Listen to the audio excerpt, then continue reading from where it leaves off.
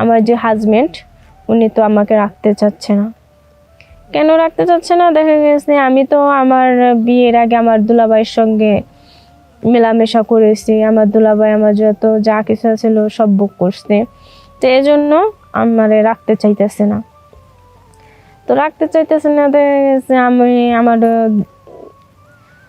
সবাই কিরকম জানি জানতে পারলো এই জিনিসগুলো। জানার পরে আমার দুলাভাইরে আমি বললাম যে দুলাভাই দেখেন এরকম এরকম, ঠিক আছে, তো ও আমাকে রাখতে চাইতেছে না। সে বলল কি যে কেন রাখবে না? আমি বললাম যে আপনি আমার সঙ্গে এরকম সব কিছু করে ফেলাইছেন, করে ফেলাইছেন, অনেক ছেলেরা আছে ধরতে পারে না, অনেকে ধরতে পারে, তো ও তো সব জানছে শুনছে। ও যেদিনকে আমাকে নিয়েছে সেদিন থেকে ও জাইনা গেছে, ঠিক আছে, যে আমি একটা হচ্ছে অবিবাহিত মেয়ে, ঠিক আছে, আমার এরকম জায়গাটা কেন হয়েছে সেটা কিভাবে সম্ভব? ও বলতেছে সেটা। আমি বলছি না দেখো আমি কারোর সঙ্গে কিছু করি না, এরকম সেরকম এটা বললাম। তারপর ও বিশ্বাস করতেছে না। আসসালামু আলাইকুম গাইস, সবাই কেমন আছেন? আশা করি সবাই ভালো আছেন। তো আমার একটা জীবনের বাস্তব ঘটনা আমি তুলে ধরলাম আপনাদের মাঝে। যদি আপনারা সম্পূর্ণ ভিডিও দেখবেন, যদি আপনাদের ভালো লাগে তাহলে সবাই লাইক কমেন্ট শেয়ার করবেন বেশি বেশি করে। তো আজকাল মানুষের জীবনে যা দুর্ঘটনা ঘটে দেখতেছি এরকম আমার জীবনে ঘটছে, কিন্তু হয়তো কেউ বুঝের মাধ্যমে করে, অনেকে আসতে অবুঝের মাধ্যমে করে, হয়তো আমি অবুঝের মাধ্যমে একটা জীবনে কইরা ফেলাইছি, সেটা আর কি করব। তো এক পর্যায়ে দেখে গেছে আমার বড় একটা বোন ছিল, ওই বোনের বিয়ে হয়। বিয়ে হওয়ার পরে তারপরে আমি আমার দুলাভাই বাড়ি বেড়াইতে গেছি একদিন। তো বেড়াইতে যাওয়ার পরে আমার যে দুলাভাই ছিল উনি আমাকে দেখছে, দেখার পর উনি আমাকে পছন্দ করে ফেলছে। পছন্দ করে ফেলার পরে তারপরে তো আমার দুলাভাই একদিনকা আমি গিয়েছি কয়েকদিনের জন্য বেড়াইতে, তো 4-5 দিন হয়েছে, তখনকার কিছু বলে আর যখন আয়সা করবে 2 দিন আগে সে আমাকে একদিনকে একটা কথা বললো কি, শালি তোমাকে একটা কথা বলি। আমি বললাম কি বলেন? বললো কি যে তোমাকে আমার খুব ভালো লাগে। আমি কই সি দুলাভাই এটা কি বলেন? আপনি তো আমার বোনের জামাই, আমার দুলা ভাই, ভাইয়ের মতো। সে বললো কি দূর বাদ দাও, ভাই যদি সবাই হয় স্বামী হবে কি? আমি বললাম না না এটা কখনো সম্ভব না, ঠিক আছে, আপনি আমার দুলাভাই, দুলাভাইয়ের মতো থাকেন। সে বললো কি সে আমাকে না যে ওদিনকা ফার্স্ট মানে জড়ায় দাস একটু, জড়ায় ধরার পর আমি বললাম কি দুলাভাই ছাড়েন, বোন দেখলে তো খারাপ বলবে। সে বললো কি যে তোমার বোন দেখবে না, তোমার বোন রান্না করতেছে, আমি তো রুমের ভিতর বসে রয়েছি। সে করলো কি তারপরে আমার জড়াই ধরে তারপরে মানে কতক্ষণ অনেক করছে, করার পরে তারপর আমি বললাম কি যে এখন যান সরেন। পরে সে যাইতে চায় না, না যাওয়ার পরে তারপরে দেখা গেছে কি করবো, পরে আমি বাড়িতে চলে আসলাম। বাড়িতে চলে আসার পর আবার আমার দুলাভাই আমাকে ফোন দিছে যে মিথ্যা কথা বইলা নিছে, যে এরকম এরকম তোমার বোন তো অসুস্থ, তুমি একটু আসো, তোমার বোন রান্না বান্না করতে পারে না। সে বললো কি, আমি বললাম কি যে আচ্ছা ঠিক আছে দুলাভাই তাহলে আমি আসতেছি। তো সে আবার রাস্তা আমার জন্য দাঁড়ায় বইছে যে আচ্ছা ঠিক আছে শালি তুমি আসো, আমি রাস্তায় তোমার জন্য অপেক্ষা করতেছি। আমি বললাম ঠিক আছে দুলাভাই আপনি দাঁড়ান আমি আসতেছি। তারপরে তো দেখা গেছে আমি গেলাম তাদের দুলাভাইদের বাড়ি যাওয়ার পরে তারপরে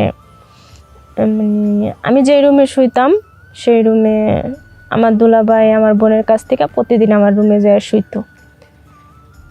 মানে 1-2-3 দিন এরকম শুইতে শুইতে আমি হয়তো একদিনকে শুইছি, শোয়ার পর ও আমার কাছে আসলো, আমার দুলাভাই আসার পর আমাকে জোর কইরা আমারকে বুক করলো। বুক করার পরে তারপরে আমি বললাম কি যে দেখেন দুলাভাই যে কাজটা করলেন সেটা কিন্তু ভালো হয় নাই। পরে এরকম করতে করতে যে সে আমার কাছে প্রতিদিন যায়, প্রতিদিন দেখা গেছে এরকম করে প্রতিদিন আমার দুলাভাই আমার কাছে যাওয়া আসা করে। এখন আমার এক জায়গায় বিয়ে ঠিক হয়, বিয়ে ঠিক হওয়ার পরে তারপরে আমার মানে বিয়ে হয়ে যাইব ওই মুহূর্তে আমার দুলাভাই যা বলে যে না, ওকে বিয়ে দেওয়া যাবে না। কেন দেওয়া যাবে না? পরে বললো যে না, ওকে আমি বিয়ে দিব না। তারপর যাই হোক, দেখা গেছে ও বলে কি, আমি বলে নাকি এখনো ছোট।